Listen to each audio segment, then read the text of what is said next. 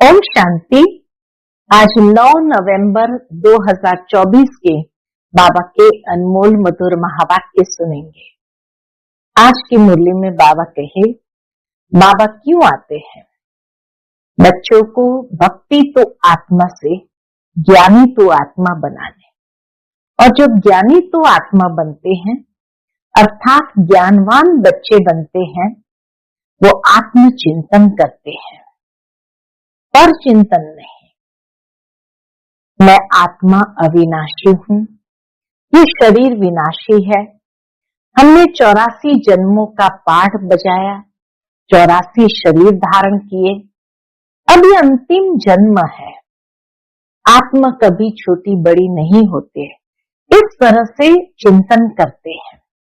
साथ ही बाबा कहे, जो ऐसा चिंतन करते हैं तो बाबा उन्हें ज्ञान का तीसरा नेत्र देते हैं, जिसके तीसरे नेत्र से वह अच्छा चिंतन कर सकते हैं। तो सुनते हैं आज के बाबा के अनमोल मधुर महावाक्य। ओम शांति। मीठे बच्चे, बाप आया है तुम बच्चों को भक्ति तो आत्मा से, ज्ञानी तो आत्मा बनाने, अर्थात पतित से पावन बनाने। आज की मुरली से प्रश्न है, ज्ञानवान बच्चे किस चिंतन में सदा रहते हैं? उत्तर, ज्ञानवान बच्चे, मैं अविनाशी आत्मा हूं, यह शरीर विनाशी है। मैंने 84 शरीर धारण किए हैं। अब यह अंतिम जन्म है। आत्मा कभी छोटी बड़ी नहीं होती है, शरीर ही छोटा बड़ा होता है। यह आंखें शरीर में है, लेकिन इनसे देखने वाली मैं आत्मा हूं। बाबा आत्माओं को ही ज्ञान का तीसरा नेत्र देते हैं। वह भी जब तक शरीर का आधार न ले तब तक पढ़ा नहीं सकते हैं। ऐसा चिंतन ज्ञानवान बच्चे सदा करते हैं। ओम शांति। ये किसने कहा? आत्मा ने। अविनाशी आत्मा ने कहा शरीर द्वारा। शरीर और आत्मा में कितना फर्क है। शरीर 5 तत्वों का इतना बड़ा पुतला बन जाता है, बल छोटा भी है तो भी आत्मा से जरूर बड़ा है। पहले तो एकदम छोटा पिंड होता है, जब थोड़ा बड़ा होता है तब आत्मा प्रवेश करती है। बड़ा होते होते फिर इतना बड़ा हो जाता है। आत्मा तो चैतन्य है ना। जब तक आत्मा प्रवेश न करे तब तक पुतला कोई काम का नहीं रहता है।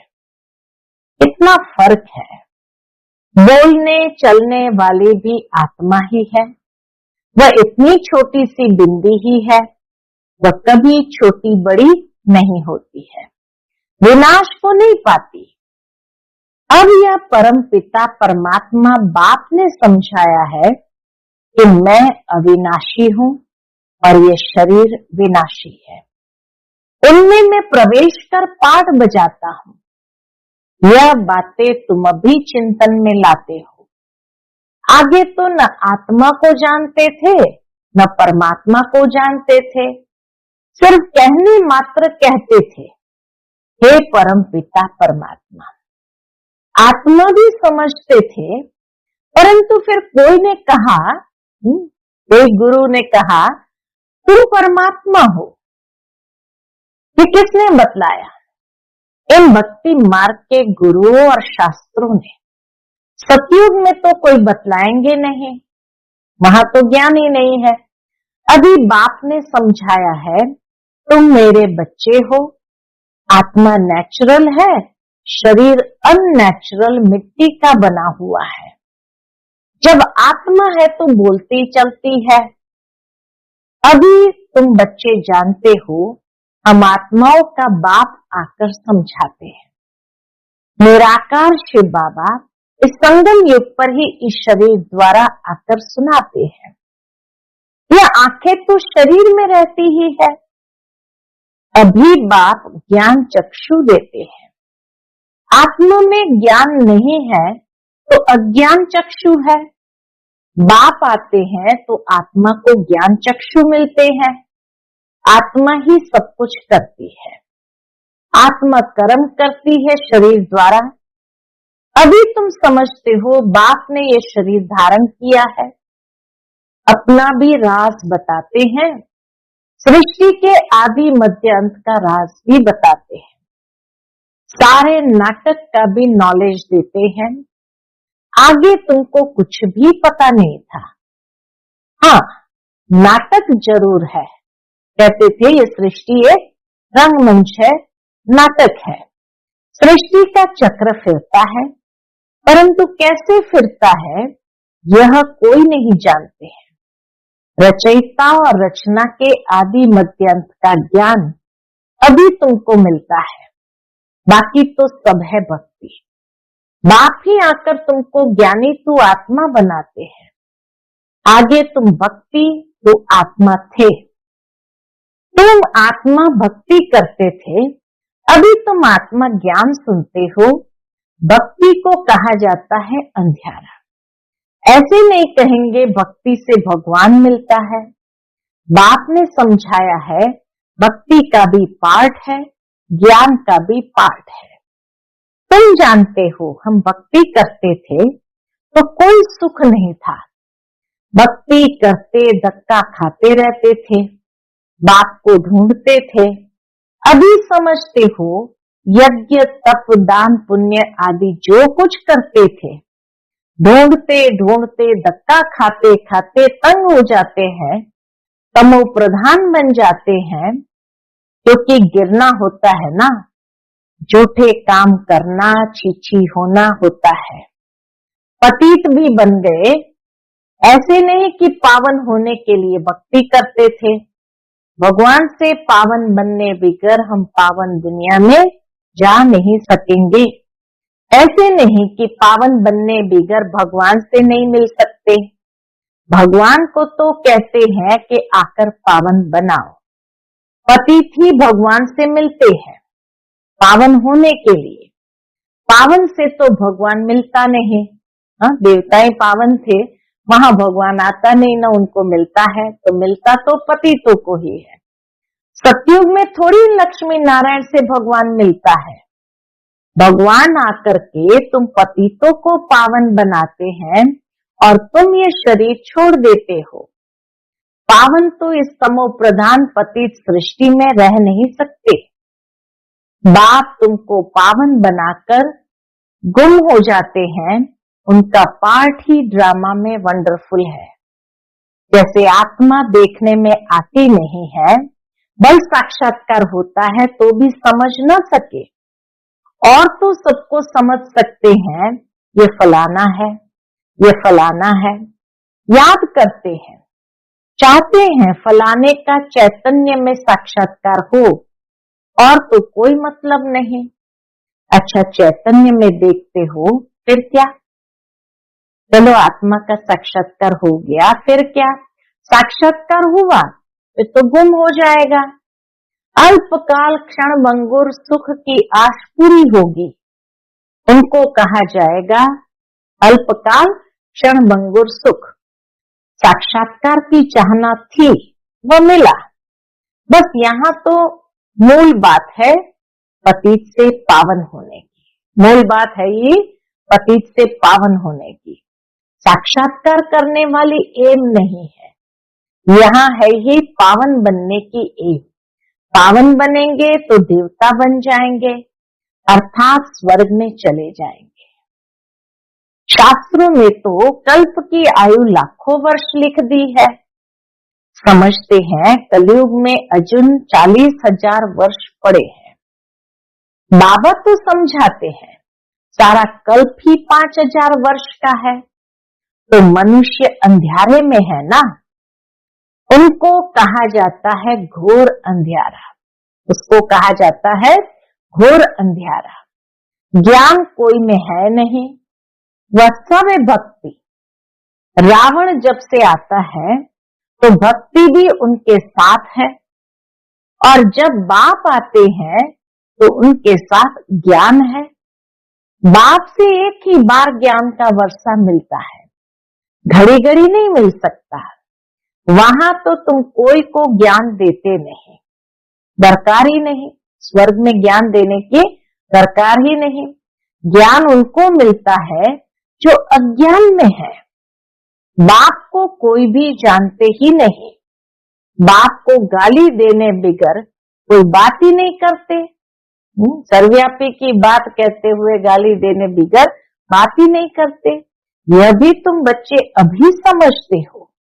तुम कहते हो ईश्वर सर्वव्यापी नहीं है, वह हम आत्माओं का बाप है, और वह कहते कि नहीं परमात्मा ठिक्कर बित्तर में है। दुनिया के लोग कहेंगे परमात्मा ठिक्कर बित्तर में है। तुम बच्चों ने अच्छी तरह समझा है, भक्ति बिल्कुल अलग चीज है, उनमें जरा भी ज्ञान नहीं होता। समय सारा बदल जाता है, भगवान का भी नाम बदल जाता है, फिर मनुष्य का भी नाम बदल जाता है। पहले कहा जाता है देवता, फिर क्षत्रिय, वैश्य, शूद्र। वह दैवी गुणों वाले मनुष्य है और यह है आसुरी गुणों वाले मनुष्य। बिल्कुल छिछी है। गुरु नानक ने भी कहा असंख्य चोर। मनुष्य कोई ऐसा कहे तो उनको झट कहेंगे तुम ये क्या गाली देते हो। मनुष्य को अगर कोई कहे तो कहेंगे तुम क्या गाली देते हो, परंतु बाप कहते हैं ये सब आसुरी संप्रदाय है। तुमको क्लियर कर समझाते हैं। वह रावण संप्रदाय, वह राम संप्रदाय। गांधी जी भी कहते थे हमको राम राज्य चाहिए। राम राज्य में सब निर्विकारी है और रावण राज्य में सब विकारी है। इनका नाम ही है वैशाले, रौरव नरक है ना। इस समय के मनुष्य विषय वैतरणी नदी में पड़े हुए हैं। मनुष्य, जानवर आदि सब एक समान है। मनुष्य की कोई महिमा नहीं है। कलयुग में मनुष्य की कोई महिमा नहीं है। 5 विकारों पर तुम बच्चे जीत पाकर मनुष्य से देवता पद पाते हो, बाकी सब खत्म हो जाते हैं। देवताएं सतयुग में रहते थे, अभी इस कलयुग में असुर रहते हैं। असुरों की निशानी क्या है? पूछते बाबा, असुरों की निशानी क्या है? 5 विकार। देवताओं को कहा जाता है संपूर्ण निर्विकारी और असुरों को कहा जाता है संपूर्ण विकारी। वह है 16 कला संपूर्ण और यहाँ है 9 कला। सबकी कला काया चट हो गई है। कलयुग में सबकी कला काया चट हो गई है। अब ये बाप बच्चों को बैठ समझाते हैं। बाप आते भी है पुरानी आसुरी दुनिया को चेंज करने। रावण राज्य वैशाली को शिवालय बनाते हैं। उन्होंने तो यहाँ ही नाम रख दिए त्रिमूर्ति हाउस, त्रिमूर्ति रोड। आगे थोड़ी ये नाम थे। अब होना क्या चाहिए? ये सारी दुनिया किसकी है? परमात्मा की है ना। परमात्मा की दुनिया है जो आधा कल्प पवित्र, आधा कल्प अपवित्र रहती है। क्रिएटर तो बाप को कहा जाता है ना, तो उनकी यह दुनिया हुई ना। बाप समझाते हैं मैं ही मालिक हूं, मैं बीज रूप चैतन्य ज्ञान का सागर हूं। मेरे में सारा ज्ञान है और कोई में नहीं। तुम समझ सकते हो इस सृष्टि चक्र के आदि मध्य अंत का नॉलेज बाप में ही है, बाकी तो सब है गपोड़े। मुख्य गपोड़ा बहुत खराब है। मुख्य गपोड़ा बहुत खराब है, जिसके लिए बाप उलझना देते हैं। कौन सा मुख्य गपोड़ा है? तुम मुझे ठिक्कर बुत्तर कुत्ते बिल्ली में समझ बैठे हो, ये मुख्य गपोड़ा। हाँ, बाबा कहे बहुत खराब है और उसके लिए ही बाप हमें उलझना भी देते हैं। तुम मुझे ठिक्कर बित्तर कुत्ते बिल्ली में समझ बैठे हो, तुम्हारी क्या दुर्दशा हो गई है। नई दुनिया के मनुष्य और पुरानी दुनिया के मनुष्य में रात दिन का फर्क है। आधा कल्प से लेकर अपवित्र मनुष्य पवित्र देवताओं को माथा टेकते हैं। यह भी बच्चों ने समझाया है। पहले पहले पूजा होती है शिव बाबा की। द्वापर शुरू होते ही राजा महाराजाएं भी शिव का मंदिर बनाकर उनकी पूजा करते हैं।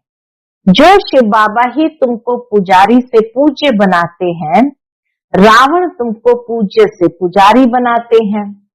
फिर बाप ड्रामा प्लान अनुसार तुमको पूज्य बनाते हैं। रावण आदि ये सब नाम तो है ना। दशहरा जब मनाते हैं तो कितने मनुष्य को बाहर से बुलाते हैं, परंतु अर्थ कुछ नहीं समझते। देवताओं की कितनी निंदा करते हैं। ऐसी बातें तो बिल्कुल है नहीं। जो कहा जाता है वो बातें तो बिल्कुल है नहीं। जैसे कहते हैं, मिसाल के रूप में बाबा कहते, जैसे कहते हैं ईश्वर नाम रूप से न्यारा है, अर्थात नहीं है। वैसे ये जो कुछ खेल आदि बनाते हैं वो कुछ भी है नहीं। ये सब है मनुष्य की बुद्धि। मनुष्य मत को आसुरी मत कहा जाता है। यथा राजा रानी तथा प्रजा, सब ऐसे बन जाते हैं। इनको कहा ही जाता है डेविल वर्ल्ड। सब एक दो को गाली देते रहते हैं। तो बाप समझाते हैं, बच्चे जब बैठते हो तो अपने को आत्मा समझ बाप को याद करो। तुम अज्ञान में थे तो परमात्मा को ऊपर में समझते थे। ऊपर वाला कहते थे ना, तो परमात्मा को ऊपर में समझते थे। अभी तो जानते हो बाप यहाँ आया हुआ है, तो तुम ऊपर में नहीं समझते हो। तुमने बाप को यहाँ बुलाया है, इस तन में, ब्रह्मा बाबा के तन में। तुम जब अपने अपने सेंटर्स पर बैठते हो तो समझेंगे शिव बाबा मधुबन में इनके तन में है। भक्ति मार्ग में तो परमात्मा को ऊपर में मानते थे। हे भगवान, अभी तुम बाप को कहाँ याद करते हो, क्या बैठकर करते हो। तुम जानते हो ब्रह्मा के तन में है, तो जरूर यहाँ याद करना पड़ेगा। ऊपर में तो है नहीं, यहाँ आया हुआ है पुरुषोत्तम संगम युग पर। बाप कहते तुमको इतना उच्च बनाने मैं यहाँ आया हूँ। तुम बच्चे यहाँ याद करेंगे, भक्त ऊपर में याद करेंगे। तुम भल विलायत में होंगे तो भी कहेंगे ब्रह्मा के तन में शिव बाबा है। ब्रह्मा के तन में शिव बाबा है। परंतु जरूर चाहिए ना, कहाँ भी तुम बैठे होंगे तो जरूर यहाँ याद करेंगे ब्रह्मा के तन में बैठे हैं शिव बाबा। ब्रह्मा के तन में ही याद करना पड़े। कई बुद्धिहीन, देखो आज बाबा क्या कहते हैं, कई बुद्धिहीन ब्रह्मा को नहीं मानते हैं। बाबा ऐसे नहीं कहते ब्रह्मा को याद न करो। ब्रह्मा बिगर शिव बाबा कैसे याद पड़ेगा।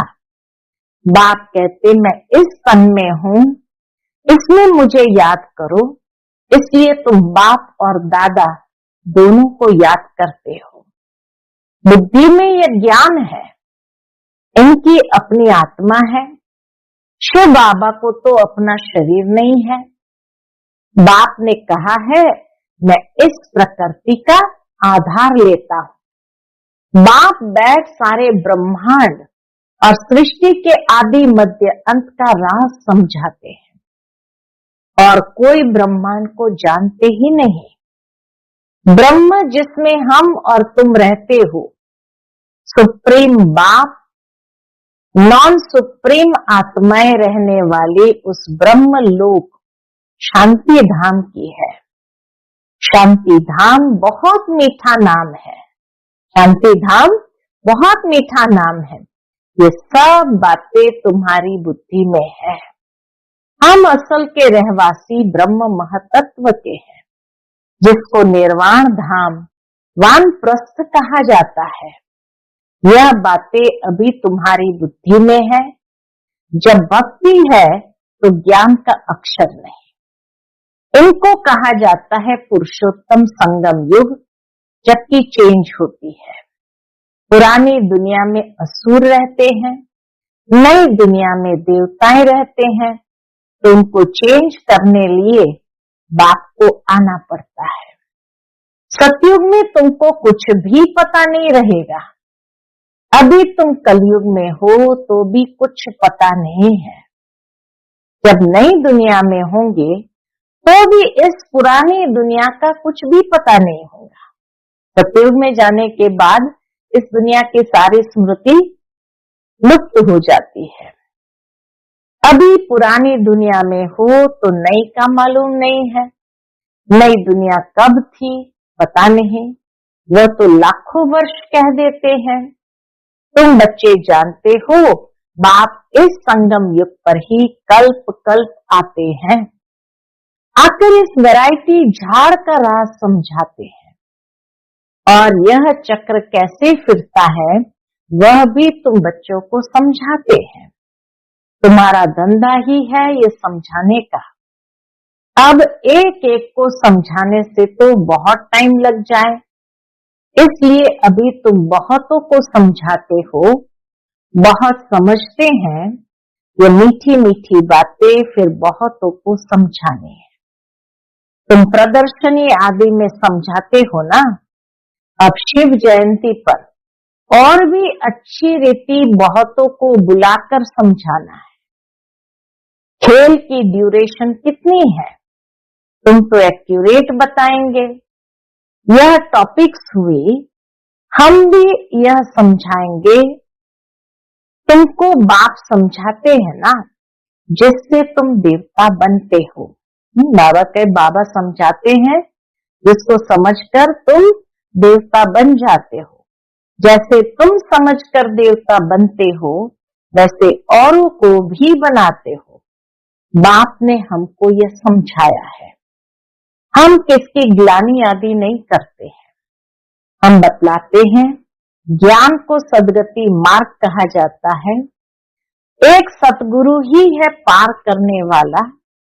ऐसी ऐसी मुख्य पॉइंट्स निकाल कर समझाओ। यह सारा ज्ञान बाप के सिवाय कोई भी दे नहीं सकता है। एक बाबा ही ज्ञान का सागर है, जो हम सब बच्चों को इतना गहराई से एक एक बात समझाते हैं। अच्छा, मीठे मीठे सिक्की लदे बच्चों प्रति माता पिता बाप दादा का याद प्यार और गुड मॉर्निंग। रूहानी बाप की रूहानी बच्चों को नमस्ते। हम सब रूहानी बच्चों की रूहानी माता पिता बाप दादा को याद प्यार गुड मॉर्निंग और नमस्ते नमस्ते। शुक्रिया बाबा, शुक्रिया। आज की मुरली से धारणा के लिए मुख्य सार। पहली पॉइंट, पुजारी से पूज्य बनने के लिए संपूर्ण निर्विकारी बनना है। ज्ञानवान बन स्वयं को स्वयं ही चेंज करना है। अल्पकाल सुख के पीछे नहीं जाना है। दूसरी पॉइंट, बाप और दादा दोनों को ही याद करना है। ब्रह्मा बिगर शिव बाबा याद आ नहीं सकता। भक्ति में ऊपर याद किया, अभी ब्रह्मा तन में आया है, तो दोनों ही याद आने चाहिए। आज का बाप दादा का मधुर वरदान हम बच्चों के प्रति है। हर कर्म में विजय का अटल निश्चय और नशा रखने वाले अधिकारी आत्मा भव। हर कर्म में विजय का अटल निश्चय और नशा रखने वाले अधिकारी आत्मा भव। विजय हमारा जन्म सिद्ध अधिकार है। इस स्मृति से सदा उड़ते चलो। कुछ भी हो जाए, ये स्मृति में लाओ कि मैं सदा विजयी हूँ। क्या भी हो जाए, ये निश्चय अटल हो। नशे का आधार ही है निश्चय। नशे का आधार है ही निश्चय। निश्चय कम तो नशा कम। इसलिए कहते हैं निश्चय बुद्धि विजयी। निश्चय में कभी कभी वाले नहीं बनना। अविनाशी बाप है तो अविनाशी प्राप्ति के अधिकारी बनो। हर कर्म में विजय का निश्चय और नशा, हर कर्म में विजय का निश्चय और नशा। आज का स्लोगन है, बाप के स्नेह की छत्र छाया के नीचे रहो तो कोई भी विघ्न ठहर नहीं सकता। बाप के स्नेह की छत्र छाया के नीचे रहो तो कोई भी विघ्न ठहर नहीं सकता। अच्छा, ओम शांति।